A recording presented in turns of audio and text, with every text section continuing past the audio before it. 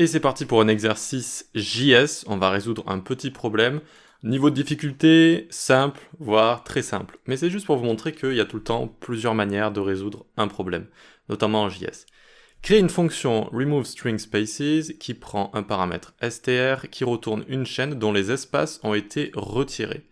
Donc vous avez la fonction juste ici, quelques petits tests juste en dessous, et donc il faut retourner la chaîne de caractères qui est fournie comme ça en argument, sans les espaces. Donc mettez sur pause, vous pouvez tenter de le faire chez vous, vous pouvez tenter de le faire de tête également si vous avez la flemme de coder, et voilà, essayez de trouver quelque chose.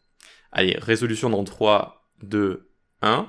On va partir de la résolution peut-être la moins bonne, on va dire la plus longue qu'on pourrait faire, c'est ce genre de choses. Donc on va créer une nouvelle variable, letCleanedStr, donc la chaîne nettoyée, et on va boucler tout simplement à travers la chaîne de caractères qu'on passe en argument.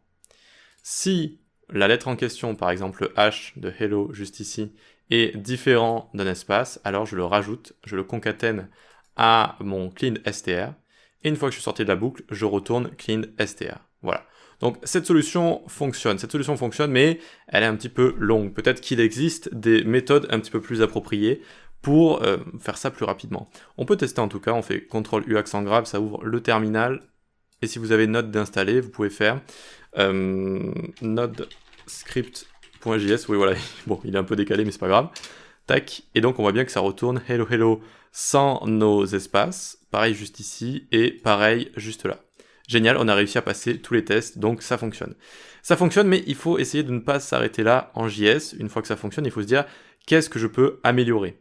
Est-ce que je peux le rendre plus concis, plus facile à comprendre, plus facile à lire? Est-ce que je peux remplacer le nom de quelques variables pour le rendre plus facile à comprendre, encore une fois, plus maintenable? Donc ce qu'on aurait pu faire ici, c'est utiliser la méthode replace. Donc par exemple, je viens ici, hop, replace.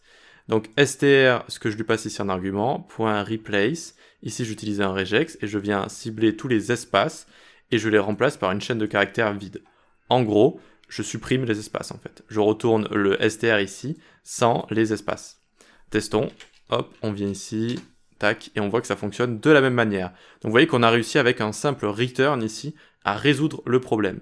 Et donc, on aurait pu également, si on veut utiliser, si on veut faire encore plus concis, on peut faire une fonction fléchée. Alors, ça dépend de l'environnement dans lequel vous travaillez, si vous utilisez des fonctions classiques ou pas. Mais on aurait pu aussi faire ce genre de choses, donc sur le même principe, hein. Fonction fléchée qui a un seul return, donc je n'ai pas besoin des accolades ici, je peux le placer en une ligne. Il ne faut pas oublier le return implicite juste là. Et donc, c'est stricto sensu la même chose. Et on pouvait faire encore, il y avait encore plein d'autres manières de faire. Par exemple, on aurait pu faire aussi ce genre de choses. Donc j'ai fait une fonction fléchée juste ici, tac, et j'utilise str.split.join ici. Alors split est facile à comprendre quand on l'exécute, mais à expliquer c'est pas si simple que ça. Ça retourne un tableau contenant les caractères d'une chaîne séparée à partir d'un motif. Le motif c'est l'argument qu'on passe juste ici. La chaîne c'est ceci, c'est str.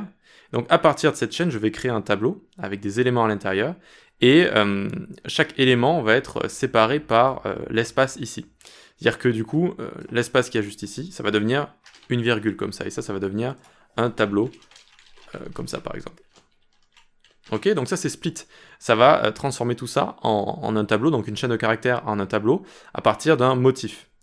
D'accord? Et join en fait, ça, hop, ça va transformer un tableau avec des éléments, avec des chaînes à l'intérieur, en une chaîne de caractères. Donc la chaîne de caractères, on la transforme dans un tableau, puis on la retransforme en chaîne de caractères. Sauf que vu qu'on la retransforme en chaîne de caractères, il n'y a plus les espaces en fait. Du coup, ça va coller chaque élément qu'il y a dans mon tableau juste ici. Et donc ça va également fonctionner. Ça pourrait être une façon de faire. Donc CTRL-U, accent grave ici, vous pouvez faire clear, tac, hop, et voilà, ça fonctionnerait aussi. Alors, du coup, on va refaire le test qu'il y avait juste ici. Voilà, hop. Et on voit que ça fonctionne également. Donc il y a toujours plein de manières de faire, et ce n'est pas parce que le code fonctionne que c'est terminé. Ensuite, il faut faire du refactoring, il faut essayer de trouver d'autres idées et de voir si on ne peut pas améliorer le code déjà existant. Voilà pour ces petits exercices JS, donc il va y en avoir d'autres qui vont arriver. Là, j'ai trouvé pas mal d'idées sympathiques, et je pense que voilà, c'est plutôt sympa de résoudre ensemble ce genre de choses. Génial, abonnez-vous à la newsletter, suivez mes cours sur les plateformes d'e-learning, et rendez-vous sur le Discord pour parler développement web.